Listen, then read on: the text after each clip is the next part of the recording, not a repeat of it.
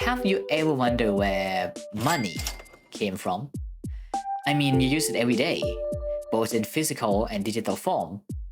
But how money got its value in the first place? I mean, paper bills is easy to print, and heck, digital money on your phone doesn't even need printing. The money that we have today intrinsically has no value. Or is it? If we want to know the true value of money, we have to trace it back to the beginning and find the answer hidden throughout human civilization. And what could be a better place to learn this other than Minecraft?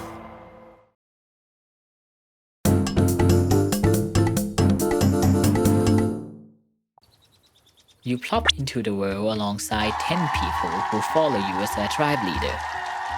You see, your tribe recently learned agriculture, so you and your people settle down nicely along the riverside here. Soon after, you found yourself in a beautiful house with a beautiful wife.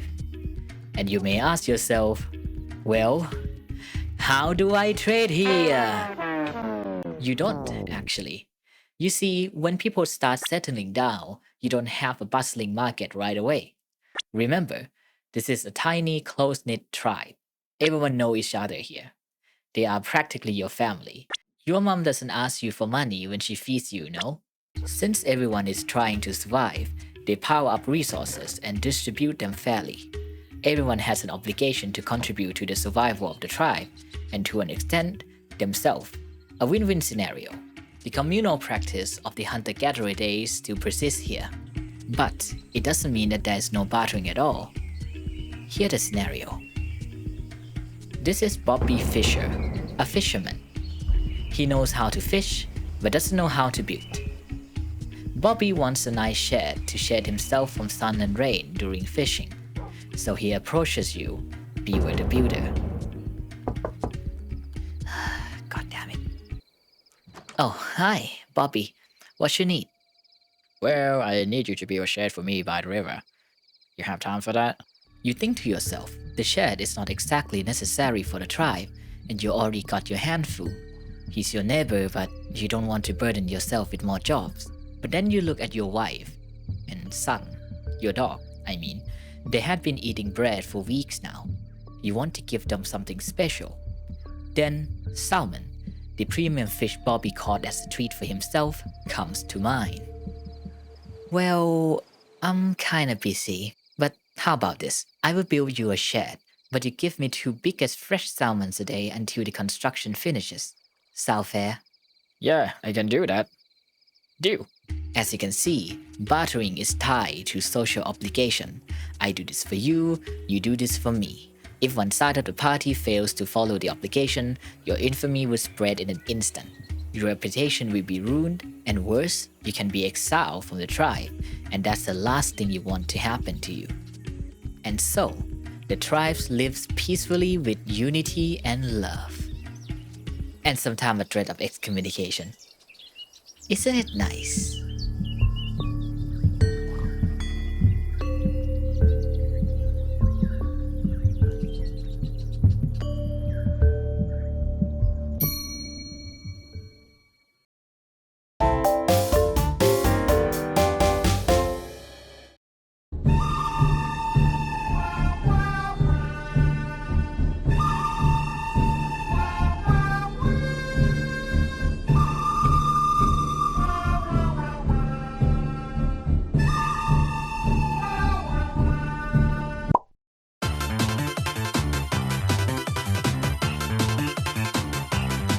When different communities make contact, they trade their resources.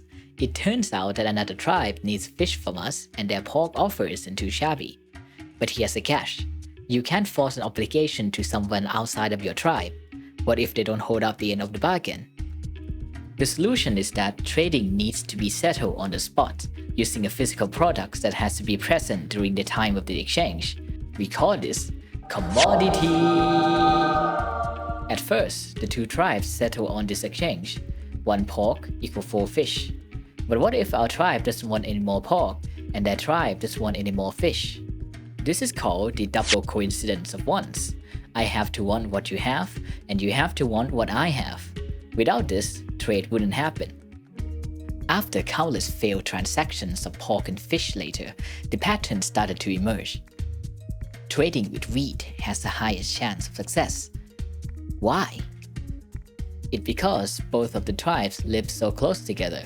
They share the same biome and weather, so they share the same agricultural products, wheat, which means the amount of wheat in both tribes is enough to act as middleman for trade. Also, wheat can be made into bread, which makes it always useful to everyone no matter who you are, and it can be stored much longer than pork and fish. Gradually, wheat became the new currency for trade. Historically, commodity money could be anything that people in that region found universally useful, durable, and regularly produced. Cattle, salt, cocoa, animal hides, etc. So now, this is the new exchange rates. 3 wheat equal 1 fish, and 12 wheat equal 1 pork. But hold on, why this number? It couldn't be arbitrary. There must be some kind of reason behind it, right? Well, you could say that fish and pork itself is already valuable, but consider this. The usefulness of fish is almost zero to someone allergic to it. Usefulness or use value of an item is subjective and is not a good standard for exchange. So, what could be objective enough then? Introducing socially necessary labor time, or SNLT for short. SNLT means an average labor time across society needed to produce a certain product. Here's the example. In order to get 1 piece of wheat, a farmer needs to plow the field, sow the seed, and then harvest it once it grows. Let's assume that on average across the 2 tribes, 3 wheat takes 1 hour of active human labor to produce. The time waiting for the wheat to grow naturally doesn't count. It's called labor time for a reason. Apply the same thinking to pork and fish. 1 fish takes 1 hour of labor to catch. 1 piece of pork takes 4 hours of labor to produce.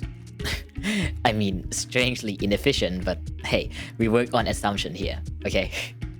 So, the full formula is this. 3 wheat equal 1 SNLT equal 1 fish. 12 wheat equal 4 SNLT equal 1 pork. As you can see, the price revolves around human labor. The wheat is not some arbitrary currency, but simply a representation of human labor in a concrete and exchangeable form. The price doesn't appear out of thin air, and also not because all of the merchants sit down and talk it out.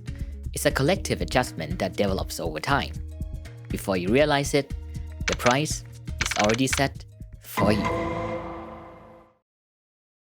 Alright, let's wrap it up for this episode. Today, you learn about communal bartering, commodity money, and socially necessary labor time. In the next episode, we'll learn about how we abandon wheat for metal, then for coin, then for paper. Subscribe so that you don't miss out, and join my Discord server for more discussion. Well then, let's depart. See you later.